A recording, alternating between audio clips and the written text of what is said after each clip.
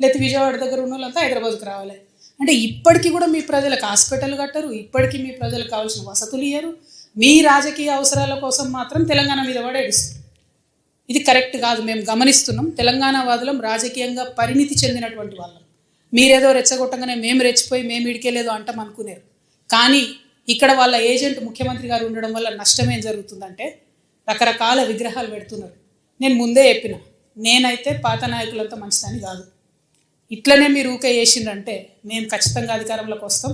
అన్ని విగ్రహాలు బిడ్డ పలగొట్ట ఆంధ్రాకి పార్సల్ చేస్తాం. నేనైతే అంత ఓపిక మంత్రాలని కాదు, అంత విశాల హృదయం లేదు నాకు. ఎందుకు ఈ మాట చెప్తా ఉన్నా అంటే రావచ్చు పోవచ్చు, రొయ్యలు అమ్ముకోవచ్చు, రావచ్చు పోవచ్చు, షూటింగ్లు చేసుకోవచ్చు, రావచ్చు పోవచ్చు, సినిమాలు తీసుకోవచ్చు. వ్యాపారవేత్తలకైతే ఎర్ర చివాచి వేసి వెల్కమ్ చేస్తుంది. ఎందుకంటే స్విట్జర్లాండ్ అని కాలు పట్టుకొని, యూకే అని కాలు పట్టుకొని, జపాన్ అని కాలు పట్టుకొని ఇడికి రాండయ్య భూములు ఇస్తాం అంటున్నాడు. ఆంధ్రాలో శ్రీ సిటీ అని కట్టిండు ఆయన, ఎవరో రెడ్డి శేఖర్ రెడ్డి ఎవరు, ఆయన కూడా వెల్కమ్ చెప్తాం మనం. ఎందుకంటే నా ఒక పేరు ఎందుకు చెప్తున్నా అంటే సక్సెస్ఫుల్ మోడల్. అక్కడ 30 దేశాల నుంచి వచ్చి కంపెనీలు పెట్టుకురు ఆయన సిటీలో.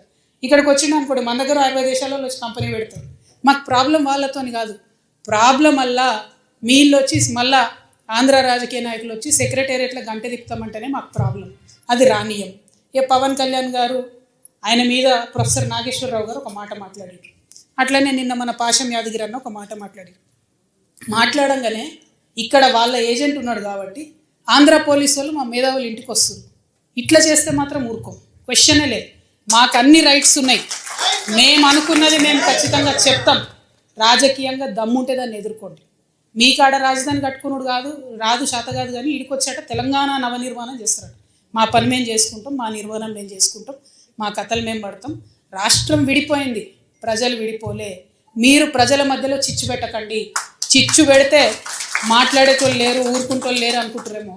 ఇగో ఈ జెండా రాకముందు లెక్క వేరే, ఇప్పుడు లెక్క వేరే. టీఆర్ఎస్ 2.0 ఇక్కడ, టీఆర్ఎస్ 2.0 ఇక్కడ.